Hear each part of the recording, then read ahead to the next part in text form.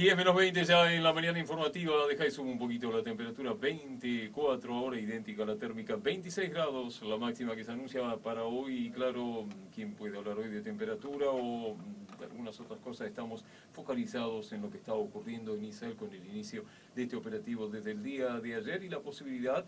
Cuando concretábamos esta entrevista todavía no había operativo, pero siempre es interesante recibir a alguien que anda recorriendo el mundo tratando de explicar qué es lo que pasa en el Medio Oriente, que es una de las asignaturas pendientes, lo que tradicionalmente se llama Asbará, esto que intentamos nosotros cada día a través de JAI. Por eso es un placer recibir a un querido amigo que tiene como meta a Tzad Sheni, ver o tratar de mostrar el otro, la otra cara, el otro lado de la moneda. Me refiero a Gabriel Ben Tazgal. Gabriel, Shalom, bienvenido a JAI. ¿Cómo estás? Muchas gracias.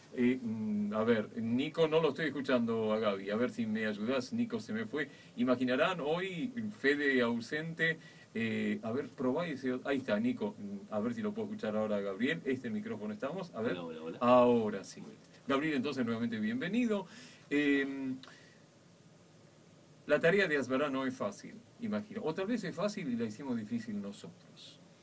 Mira, ante todo es en las comunidades que más invierten en su propia educación y en su propia seguridad, el manejo de contenidos cotidianos, vemos que es más fácil la tarea. En comunidades en donde la comunidad es menos influenciada por factores antisemitas, por supuesto que la tarea es más fácil. Por ejemplo, comunidades del centro de América, comunidades del norte de América, son comunidades que muchas veces tienen muchas comunidades evangélicas, muchas comunidades que tienen algún tipo de resabios antisemitas, pero que no son fundamentalmente antisemitas. Por lo tanto, es relativamente más fácil mostrar una postura moderada y más clara del conflicto con toda su complejidad.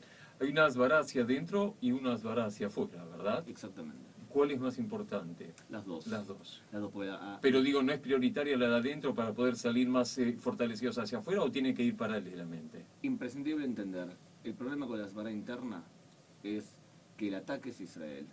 Afecta a todos aquellos cuyos contenidos y conocimientos son vagos, leves y no son profundos. Por lo tanto, es mucho más fácil influir en un judío incluso, que no conoce lo que sucede en Medio Oriente, que no domina las premisas básicas de lo que sucede en Medio Oriente, también sobre él influye. Por lo tanto, el punto de partida de que los judíos en general, por ser judíos, sabemos mucho más de lo que sucede en Medio Oriente que otras personas que no son judías, no estoy seguro que sea así. A veces termina contaminándose también. Por supuesto. Es más, en tanto y en cuanto hay menos conocimiento sobre el judaísmo, muchas veces se ve posturas especialmente radicales entre judíos, son la minoría. Pero hay judíos también que odian a su propio pueblo y lo manifiestan de esa manera. Fíjate, hoy leía una de las tantas informaciones, es que el mismísimo ministro de Asbará, Yuli Edelstein, pedía que las comunidades de la diáspora colaboren en la tarea de Asbará que se requiere en este momento. Por este momento hay una doble misión. La misión militar defensiva, por cierto, y la otra que es, nuevamente el mundo empezará a pedir que Israel pare, agresor y demás, como siempre, y pide la colaboración de las comunidades. ¿Están en condiciones las comunidades hoy por hoy de ayudar en esto? Lo que te puedo decir es que en relación a otros años, lo que nosotros vemos es que hay un activismo mucho más centrado e importante, hay muchos más activistas que se toman su tiempo a escribir, y no solamente eso, si tú tomas el parámetro de un diario especialmente anti-israelí como es El País de España, tú vas a ver los comentarios que hay en El País de España, y vas a ver que la cantidad y el porcentaje de mensajes pro-israelíes ha aumentado de forma significativa, también entre los españoles. O sea que vemos, incluso te podría llegar a decir, en cada país hay movimientos puntuales de gente que está haciendo cosas para defender a Israel. ¿Cómo definís este momento? Mira, vamos a intentar explicar lo siguiente. ¿Cuál es el objetivo de la operación militar de Israel en la Franja de Gaza? En este momento Israel lo que necesita es detener el acumulamiento de misiles de largo alcance, de cohetes de largo alcance que están acumulándose en la Franja de Gaza. A ver, importante entender, ayer circularon imágenes de palestinos del Hamas escondiendo bajo tierra misiles, cohetes del tipo Fajr 3 y Fajr 5. Son misiles que viajan hasta 75 kilómetros y que tienen 30 kilos de explosivo en la cabeza. Estos misiles, estos cohetes, pueden llegar desde la Franja de Gaza hasta Herzliya. Significa que perfectamente podría caer un cohete en Tel Aviv y ayer el Hamas en propaganda interna intentó decir que ellos habían disparado ya un cohete sobre Tel Aviv, cosa que es mentira. Si hubiese sido así, el ejército israelí, los soldados, la fuerza terrestre ya hubiese entrado a la franja de Gaza. Y no lo hizo. Israel sabe que están acumulando esos tipos de cohetes. Y esos tipos de cohetes, desde el punto de vista militar, rompen el balance. Israel puede vivir con cohetes, una cantidad determinada de cohetes de estilo Qassam, Grad, a veces alguna que otra Katyusha, pero cuando los cohetes llegan a una cantidad como la que están llegando en los últimos días, y además acumulan cohetes mucho más importantes, Israel debe actuar para poder evitar que sigan acumulando ese tipo de cohetes, porque cuando explote la contienda realmente abierta, va a ser muy difícil detenerlo. Está quienes dicen, bueno, pero esto alimenta aún más a las fieras, esto de ayer con Jabari, por ejemplo. Es realmente irrelevante. Hay que entender, el grupo terrorista Hamas no quiere negociar con Israel. No se negocia con un grupo terrorista. Con un grupo terrorista como el Hamas, hay que entender claramente, a un grupo terrorista no se negocia con él. Un grupo terrorista se lo vence, a menos que el grupo terrorista reconozca a Israel y abandone las armas. ¿Se lo puede vencer? Mira, lo que nosotros vemos es que extremistas en otros países árabes han sido reemplazados por moderados. Lo que nosotros tenemos que intentar es que los moderados dentro de la autoridad palestina, ya sea Abu Mazen o otras personas como Salim Fayyad, el primer ministro palestino, ellos sean los que lideren al pueblo palestino y no el Hamas. Abu Mazen interrumpió su visita a Europa que estaba realizando. ¿Lo crees todavía capaz de influir en esta situación? Mira, hay que empezar a hacerse a la idea que quizás la autoridad palestina liderada por Abu Mazen va a desaparecer. Hay que empezarse a hacerse la idea y hay muchos académicos y especialistas en Israel que empiezan a hablar claramente sobre eso. El Hamas ha hecho un trabajo de base durante años, igual que los hermanos musulmanes en Egipto, igual que los hermanos musulmanes en Jordania y en Siria. Ellos hicieron un trabajo que en árabe se conoce como dawa, que significa abrir una escuela pública, abrir jardines de infantes, comedores, bancos de sangre. Entonces tú haces un trabajo de base, que también tiene su rama militar. Cuando el Estado, que es inútil en el Medio Oriente, desaparece y no da los servicios básicos para el ciudadano, ¿quién reemplaza al Estado? Los que hicieron trabajo de dawa, de base. Esos son los hermanos musulmanes. En la Franja de Gaza, el Hamas. Y el Hamas también hizo acciones como esta en Cisjordania. Por lo tanto, es una competencia entre los moderados, que suelen ser corruptos y laicos, y entre los radicales islamistas que no son corruptos, pero que radicalizan a la población. Tal vez en el correr, en el transcurso de la historia, me quedé pensando, están quienes dicen también, bueno, Jabari ya no está, pero detrás de Jabari hay otros iguales o peores que él. Nunca se sabe lo que puede pasar, imagínate. Cuando Israel asesinó al líder del Hezbollah en el año 92, el reemplazante de él, Hassan Nasrallah, demostró ser peor. Pero cuando Israel asesinó al líder del Hamas, por ejemplo Rantizi, o incluso Ahmed Yassin, lo que hizo Israel fue cortarle la cabeza a la víbora. Entonces, en un caso funcionó, en otro caso no funcionó. Cuando tú haces un asesinato selectivo de un terrorista, evidentemente estás evitando que él planifique nuevos atentados, pero muchas veces no sabes la consecuencia desde el punto de vista militar neto. Puede ser que el asesinato de Jabari sea mejor o peor, todavía es temprano para saberlo. Lo que sí, sabemos que Jabari es el culpable de múltiples asesinatos de israelíes civiles y es el responsable directo de la planificación y el secuestro durante 5 años de Gilad Shalit. Él fue el arquitecto, él fue el que manejó la situación, él fue el que al final decidió liberarlo. Por lo tanto, Israel hay ciertas cosas que no olvida. Más allá de la dificultad del momento, ¿devuelve esto la confianza, por decirlo de alguna manera, al Ejército de Defensa de Israel por lo impecable que fue el operativo ayer? Mira, por ahora, después del plomo fundido, la imagen del ejército israelí era muy buena, muy buena. Y ahora, lógicamente, es aumentado la confianza o la afectividad o el sentimiento a favor de la acción militar. Importante, cuanto más días dure esto, menos aprobación pública va a tener.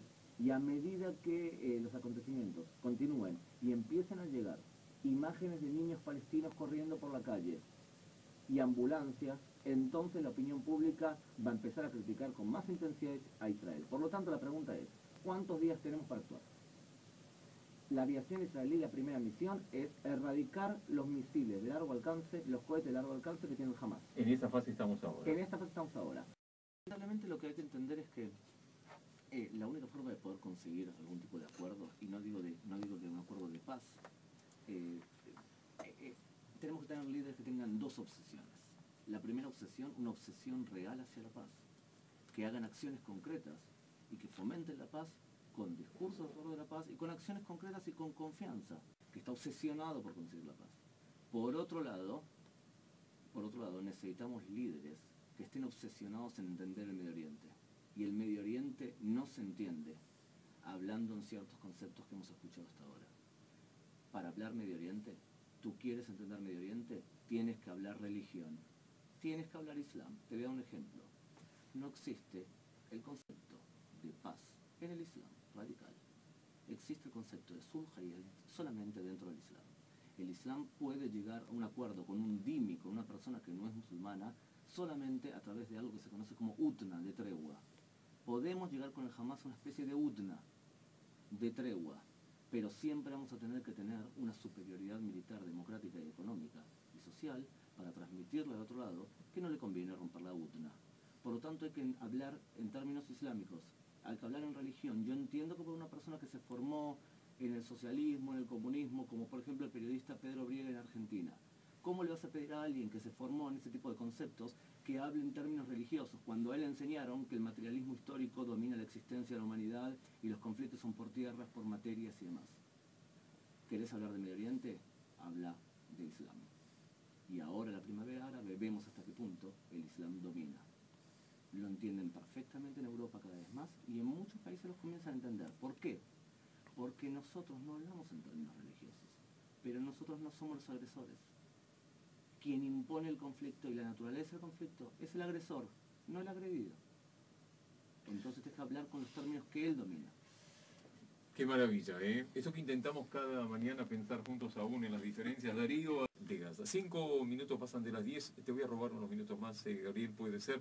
Nosotros tenemos una tanda de las 10. 10 y 12 ya en la mañana informativa de High 24, la temperatura idéntica a la térmica. Vamos por una máxima de 26 grados. Seguíamos dialogando aquí con Gabriel Ben Tazgal. Fíjate un dato, por lo menos 76 las personas que fueron de alguna manera impactadas hasta ahora como consecuencia del lanzamiento de misiles, 2 de ellos impactadas, me refiero a estados de conmoción, gracias a Dios fuera de estas 3 víctimas fatales y los heridos que se dieron en Kiryat Malaki, no hay víctimas, 2 de ellos en estado sumamente grave. Shimon Peres, ¿quién puede poner en duda del espíritu de paz de Shimon Peres, casi un empedernido, ¿sí? Un intransigente de la paz, podríamos decir, aún en los peores momentos de nuestra historia? Acerca de este operativo decía, un operativo estratégico importante. Da la sensación, y ahí quedamos antes, Gabriel, empezaste a contarnos, el primer objetivo, explicabas esto de los misiles Fajr, que fueron uno de los éxitos logrados en la primera parte de este operativo en el día de ayer. ¿Qué otros objetivos tiene este operativo? A ver, el objetivo principal es aumentar el nivel de amenaza a Israel. Después de 4 años en el cual el Hamas sufrió un golpe muy serio a las infraestructuras del Hamas y a la legitimidad del Hamas dentro de la Franja de Gaza, se van acostumbrando y van probando a ver si el cambio geopolítico en Egipto y en otros países les conviene y si se puede tirar un poco de la soga de Israel. Entonces empiezan a aumentar su nivel de agresión para ver cómo reaccionamos. Lo que comenzó con un ataque a un blindado israelí, a un jeep israelí, con 4 heridos, soldados israelíes, no en la frontera, 100 metros más allá de la ruta que está en la alambrada de seguridad entre la Franja de Gaza e Israel. Esa fue la primera prueba. Y luego comenzaron a aumentar la cantidad de cohetes o misiles que lanzan de la Franja de Gaza. Hay que tener en cuenta lo siguiente. Tú quieres medir el nivel de intensidad de la acción del ejército israelí, quieres medir la intensidad que va a tener, tienes que tener en cuenta, 1, cantidad de heridos o muertos que hay en un ataque. 2, qué tipo de armas disparan.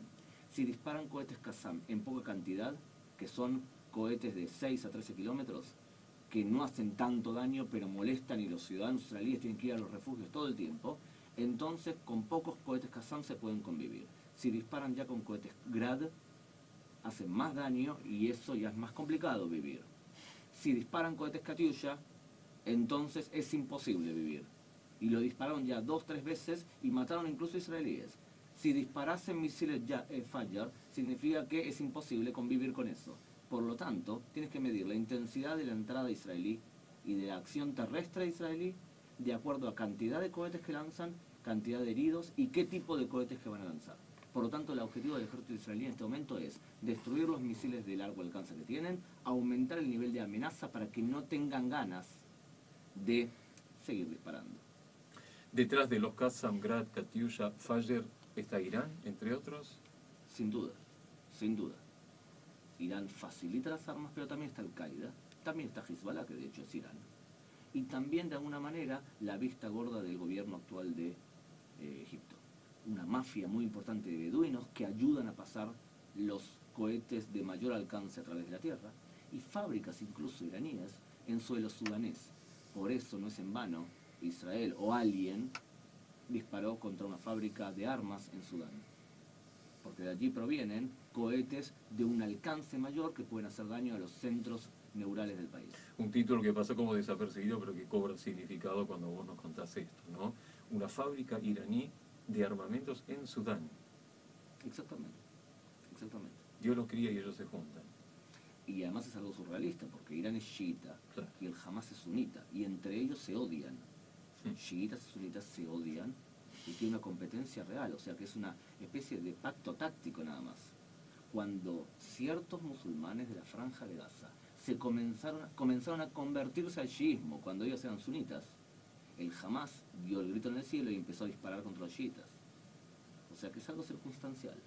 Se odian muchas veces más de lo que nos odian a nosotros. ¿Imaginas de largo alcance el operativo?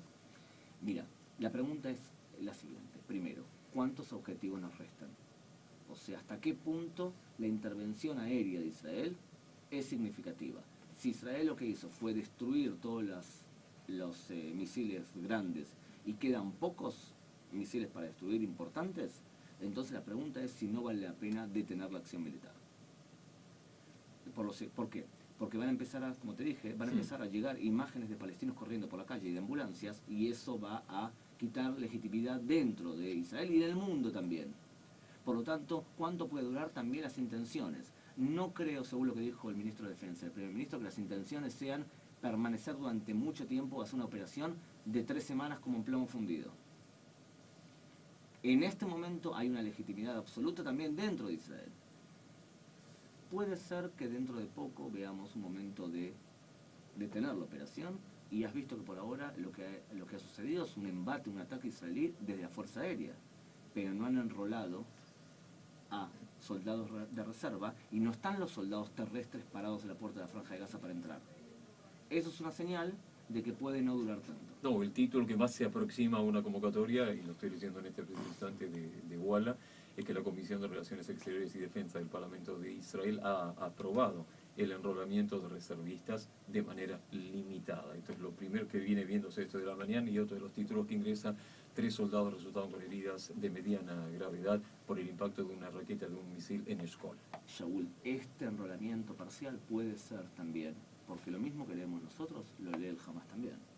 Puede ser una forma de decirle al Hamas: les conviene ahora elevar su bandera blanca y salir con el rabo entre las piernas, como sucedió en Plomo Fundido, porque si no la consecuencia va a ser peor.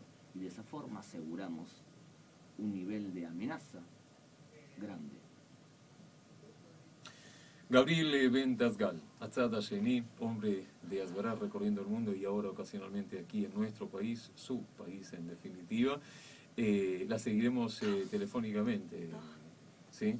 Será un gusto. Un placer. Gabriel, buena estadía de lo poco que te queda y buenas noticias, y gracias por habernos visitado. Un placer. Gracias. Gabriel Ventasgal.